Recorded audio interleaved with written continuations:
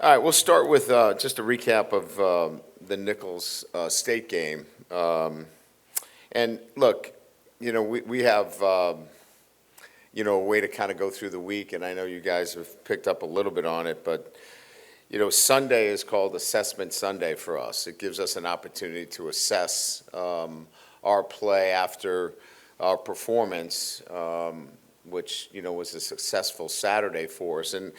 And so many times, when we get together, it's a quick reaction to a question, and what I saw on the field, what you saw on the field is prompting your questions, and we have a healthy discourse, accordingly. Been doing it for 34, 35 years, and that's the nature of the media and the head coach in a press conference. But the great part of this is that we get an opportunity to spend 7 hours dissecting film and going over the game plan and watching. And as I got a chance to do that with our staff and meeting with the staff, there were a lot more good things that happened in that game than I was able to articulate after the game. We had a number of first-time players step up and play really good football for us. And excited about Gabe Relaford's play, for example. Jawan Johnson stepping in as a true freshman and playing, after being told on Tuesday that he was moving into an offensive position. Sean Washington, who, had to step in for an injured Jacobian Guillory, playing literally his first snaps for us after spending the first 3 weeks on scout team. And that was great to see. Alexander coming back from knee surgery, an ACL, and playing the kind of aggressive, man-to-man coverage that we were looking for, and almost picking up from where he left off, before he got that injury against Army. Really great to see that. Have the return game with Zion that had been missing. So there were so many really good things. And I think the most important thing was this sense that we were out-physicaled, and that simply wasn't the case. From an offensive standpoint, we threw the football because that's what was required in this game. They were in a 7 and an 8-man front, and we needed to throw the football. We were not going to run into extra hats, and an extra hat being an extra defender, just to flex and say we're the bigger guys. We're going to do tactically and technically what is the most appropriate thing. That's why Garrett Nussmeier leads the country in touchdown passes right now, and he's throwing at 75%. So I just wanted to give you a sense of assessing what transpired in that game. Now, that's from an offensive perspective. There's no sense here of our offensive line is not physical enough or can't knock people off the ball. When we needed to, we did that. And so I feel really good about that. Defensively, there were 2 drives that were difficult for us to get off the field. They hit some really good plays against us. We're on 3rd down. They kept the drives alive, hit some snag routes, some slant routes. We get some young guys out there that are learning on the fly. Excuse me. But we were aggressive up front. We fitted the plays pretty darn good. I told our guys, this team, Nicholls, was a lot like many of the games that I played at Notre Dame when we're playing Navy. It's a difficult offense to defend. It's ball control. You better know your gap responsibility. And if you don't leverage them the right way, you're going to give up a big play. And they were able to milk it the first couple of drives. And then after the big play run, I thought our defense did a great job. So I just wanted to give you that sense. Nicholls did a great job. Hats off to them. They played a great game. They were sound. They had a great game plan. But at the end of the day, after the touchdown run, we held Nicholls to 86 yards on their final 5 possessions. So that coupled with, what we did on the offensive side of the ball, I feel a whole lot better than I did Saturday after I went home for dinner on Sunday night. So having said that, we move on to SEC play and a very good South Carolina team. Noon kickoff, ABC, college game day. So it's obviously going to be a great environment there, a great opportunity for us to take another step in the development of our football team, and obviously, continue to work to get better. As we mentioned, Garrett leads the SEC in passing touchdowns and completions. Lacey leads the SEC in receiving touchdowns. Xavier Thomas leads in kickoff return yardage. And, our offensive line's done a great job in keeping Garrett up and allowing him, obviously to throw the football. Playing South Carolina, you look at what Shane's done. He really gets his team to play well, and particularly at home. They come off a really great road win against Kentucky, 31-6. And a lot of it is, the type of offense they're running now with, Sellers at quarterback, Sanders, the transfer from Arkansas, Simon at tight end. This is a big physical quarterback. Reminds me of the kid at Florida, Richardson, the quarterback at Arkansas. Big physical, 6'3", 242. We're going to have to be prepared for kind of a similar offense in a sense, but a guy with a strong arm that can, certainly get the ball down the field. Campbell, Harbor's a freak of an athlete, so they've got some weapons there from an offensive standpoint. Defensively, they lead the SEC in sacks, so this is a defense with an outstanding front, freshman edge player, and Stewart and Kennard's an outstanding player. Really love Amanda Worry, the defensive back, number 7, very active. He was a freshman All-American 2022. Just a really good defense, and they run both 3 down and 4 down and made it really difficult for Kentucky last week. And then very innovative, do a lot of things in the special teams game. So on the road in the SEC, we know the challenges, especially with the noon start, and we look to improve on all facets of our game as we go on the road against the Gamecocks. So with that, open it up to questions. Brian, can you confirm Jacobian Guillory's injury, maybe speak about what that loss means for your team? Yeah, obviously, we've lost him for the year. It looks he's going into surgery right now with an Achilles tendon rupture. Look, he was a stalwart for us. Big, physical, point of attack guy. We're having conversations now with he and his family about, the possibilities of medical red shirt for him. We'll have more information on that as that kind of comes together. But now we have other guys that are going to have to step up in that situation. So, again, I think we'll have more information as it comes together. But, in terms of that rotation, we have some ideas in terms of what we might do in the next couple of days. And to the point of your opening salvo and maybe perspective, I guess, how much of that is on the buildup that we all assumed was going to be the strength of this team, being the offensive line, and Will Campbell talking about going to run the ball right at people? How much of that is us making more of, kind of like you said, attacking it differently but still being effective? No, I don't think it has anything to do with the media. This is not a media-created scenario.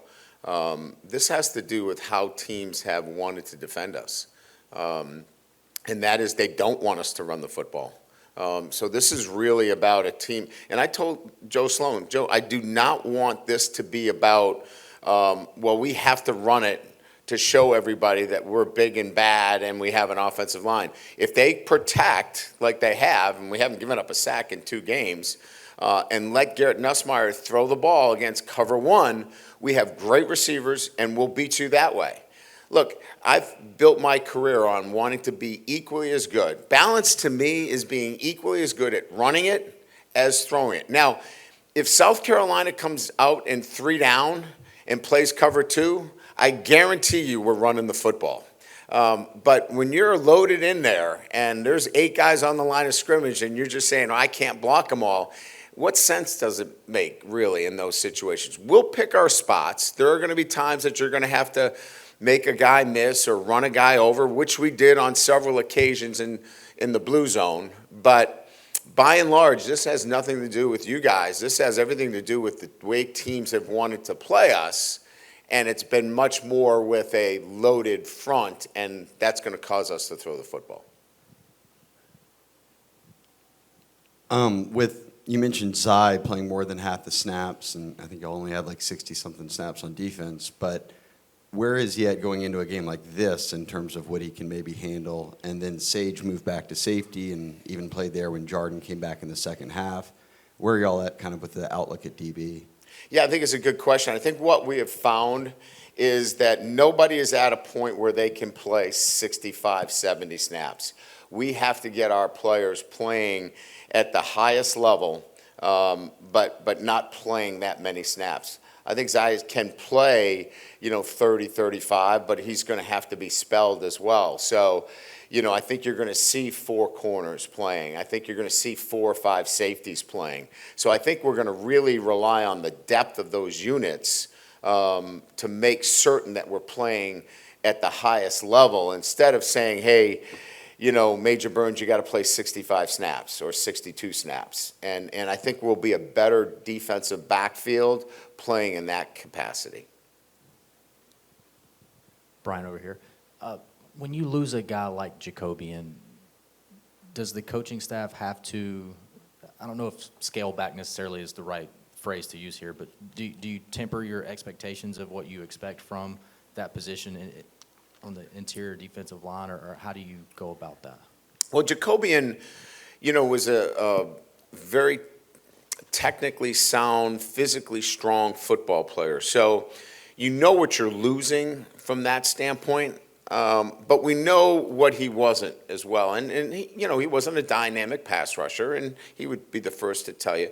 But you're losing a very strong inside presence, to your defense. And so you've got to look at, who can make up for that. And, we've got some ideas about how we can do things with our front that can, make up for his loss. But, it's like any time you lose a really good player, you don't necessarily make up for what he did. You try to do some other things differently that can complement the guys that you have.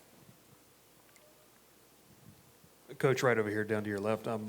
Speaking on the linebacker position, Yep. Whit Weeks had a big game, but could you just kind of maybe expound upon the options you have there and maybe the push with 2 games worth of film to look at now of how to get Harold Perkins, maybe some more of the splash plays that we've seen and become accustomed to him seeing and doing?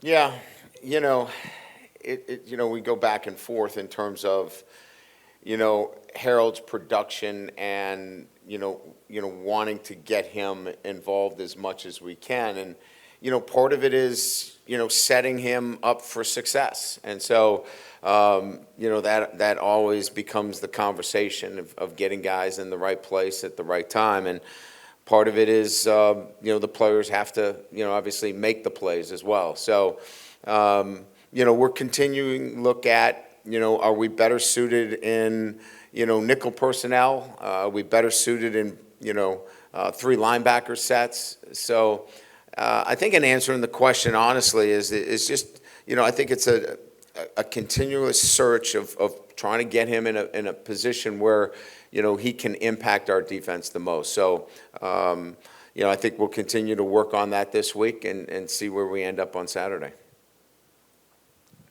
Hey, Coach, right here in the middle. Gabe Relaford had a great game, of course, against Nicholls. And, he was actually a defensive end, then you moved him to defensive tackle. Speak about his versatility, and also can you touch on other guys who've been cross-training at both the end and D tackle? Yeah, we didn't move him to defensive tackle. He was playing in our nickel package inside. It's just a pass rush position, but he's a defensive end. No, he just, obviously he's a guy that we really liked coming out and felt like he had some, ability to play early on, but he's worked at it. I mean, and has put himself in this position. Obviously, Coach Peoples done a great job with him early on in his pass rush techniques, but he's a natural end that, when we get into our nickel and dime packages, we can slide into a 4 technique, and he can be an inside pass rush guy for us. Hey, Coach, what was so upsetting about the field goal at the end of the first half? I wasn't upset about missing the field goal. I was upset about the process. I had just explained what the process was, and the referee went over and explained it to Damien and confused him. And essentially said, listen to the head coach. I've been doing this a long time. He got confused about the process. So we had a 1.46 operation time. Your operation time needs to be about 1.1. He thought something different was going to happen after the explanation. I had taken the time to explain it to him. He didn't listen to me. I like our guys to listen to me.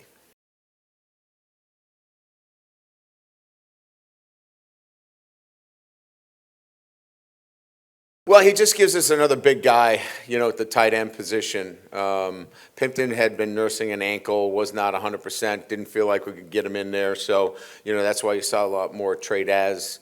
But Bordelon, coming in at that tight end position, he's an athletic guy that we felt like gives us a big push on the goal line. And then, of course, we put him in there and we throw the ball.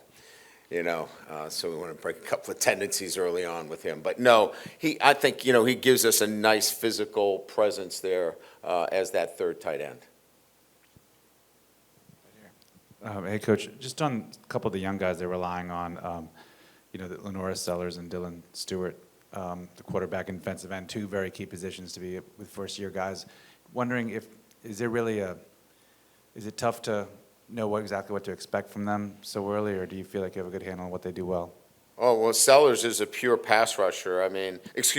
Sellers, the quarterback, he is a physical presence, and a lot like, I think I got the name right, Richardson, the quarterback that played at Florida, isn't it Richardson? Big, physical, strong. He's got a cannon for arm. The kid can throw it 65, 70 yards. He just reminds me of that kind of physical presence. But he's a new starter, but you're going to have to do some really good things to defend the quarterback and the quarterback run game because they've got the transfer from Auburn as well. So, that's going to be important for us. So that's going to give us, a great understanding after playing Nicholls of the quarterback run game. The defensive end, Stewart, is a pure pass rusher. And, it doesn't mean he can't defend the run. I'm not saying that. But he's a guy that they want in there to get after the quarterback. And we're going to have to do a really good job about it. We're going to have to be disciplined in our drops. We're going to have to get the ball out on time because those edge guys can certainly – this is an SEC defensive front, and they can get to the quarterback, and in particular he can. Hey, Brian, over here. Latest on Garrett Dellinger, Chris Hilton, and Kyle Parker? Dellinger is cleared. He'll be at practice tomorrow. He'll be ready to go. I think, if we were playing, last weekend against it was the championship game, we could have maybe done something about it, but I think it was best to hold him. Kyle Parker is improving. We're trying to get full strength back from that nerve that kind of got pinched. I think he's probably a guy that will find himself ready by the end of the week. And Chris is day-to-day. He is ground-based. He is running.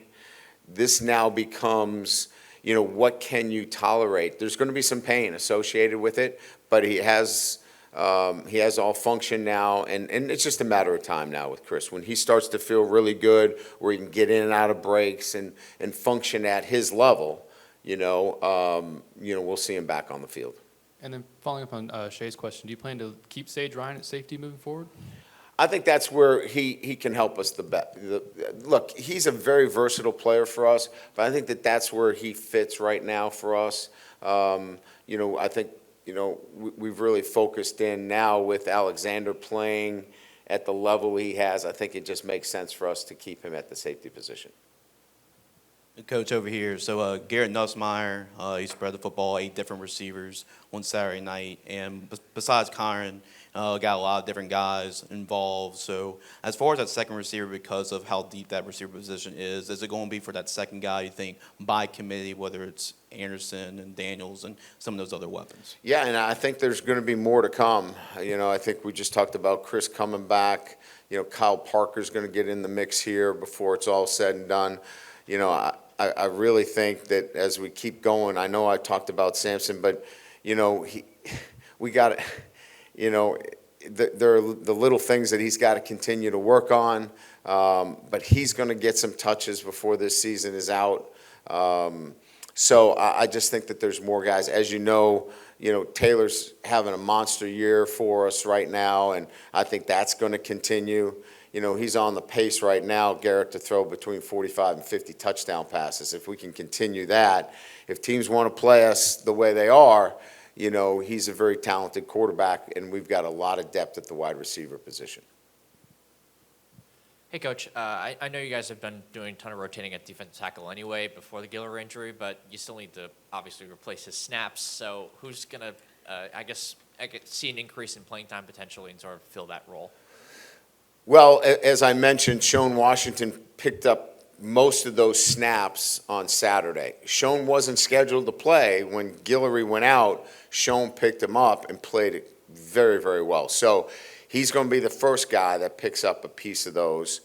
And then we're going to have to make a decision. Do we activate, McKinley, Don McKinley? Do we get him moving a little bit more?